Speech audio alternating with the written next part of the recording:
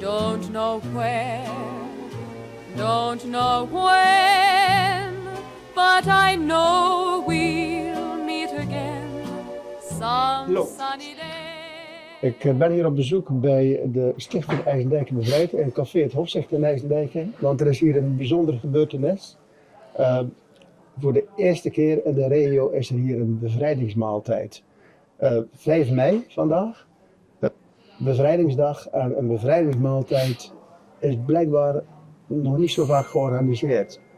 Je ziet dat de mensen binnendruppelen. Ik zit hier naast Manfred Corijn, de voorzitter van Stichting IJsendijken Bevrijd. Manfred, bedankt dat we hier bij mogen zijn. Bevrijdingsmaaltijd, eerste keer, hoe kom je daarbij? Ja, hoe kom je daarbij? Ja, elk jaar zie je natuurlijk het een en het ander op televisie. En kijk je mee of ik bezocht hier een herdenking of een viering hier in de regio. En ineens kwam het idee om een vrijheidsmaaltijd te organiseren, want dat gebeurt ook ergens anders.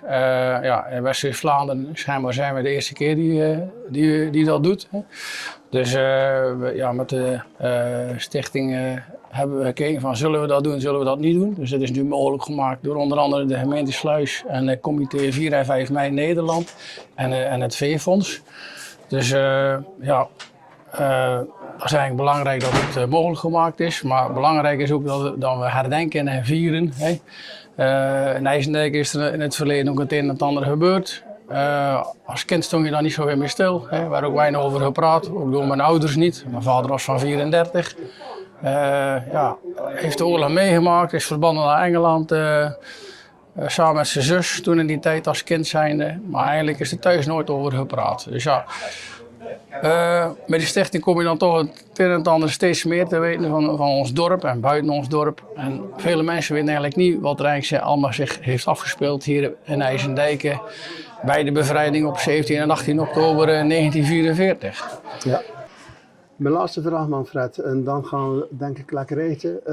Als je een vrijheidsheld mocht kiezen, bekend of onbekend, wie zou dat zijn? Ja, dan kijk ik even naar de tijd nu. Hè. We leven in 2026. We zijn al meer dan 4 jaar eigenlijk bang voor de Russen, wat die met ons doen. Als ik zie hoe Zelensky, die onlangs in Middelburg is geweest om het een en het ander in ontvangst te nemen, dan zeg ik, ja, dat is eigenlijk voor mij wel de man die momenteel hard werkt voor vrijheid. Niet alleen voor zijn eigen land, maar ook inderdaad voor heel de wereld en een stukje Europa. Hè. Manfred, bedankt voor dit gesprek. Don't know where, don't know when, but I know we'll meet again some sunny day. De bevrijdingsmaaltijd is ook interactief. Tussendoor zijn er al kleine vraaggesprekjes geweest. En ik zie hier op tafel prachtige gekleurde tekeningen liggen. Die zijn ingekleurd door kinderen van de basisscholen.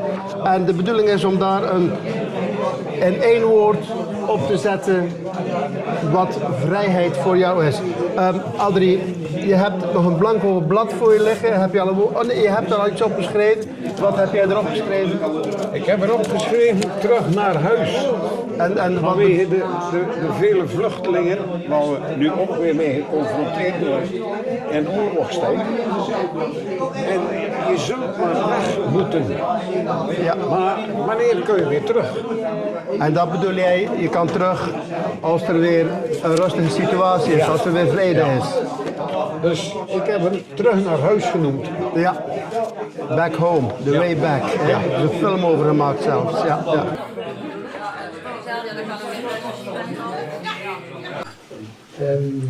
Dat is moeilijk. Eigenlijk altijd wel. Als je morgens opstaat. Hij opstaat. En je staat er niet altijd bestil natuurlijk dat je je vrij voelt. Ja, het is net wat je net zei, van als je op de televisie ziet dat mensen in oorlog zitten, en dan denk je van hoe goed hebben wij het. En dan liet dus ook, zei de juffrouw, een film zien. Wat is nou eigenlijk oorlog en wat gebeurt er allemaal?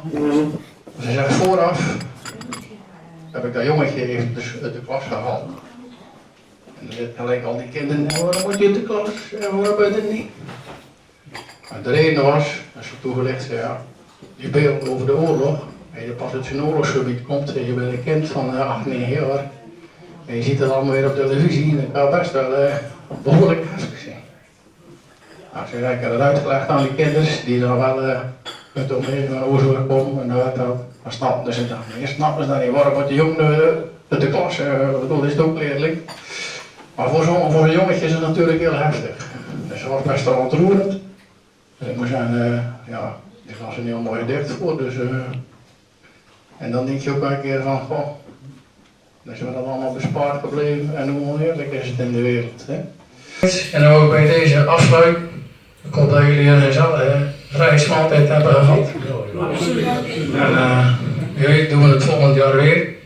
Alleen, er staat er een vergadering gehad met je andere stichtingen, verenigingen en de gemeente. En dan vonden we de meeste wel, die andere aanwezigen waren wel een mooi alternatief die misschien volgend jaar het dan ook gaan doen.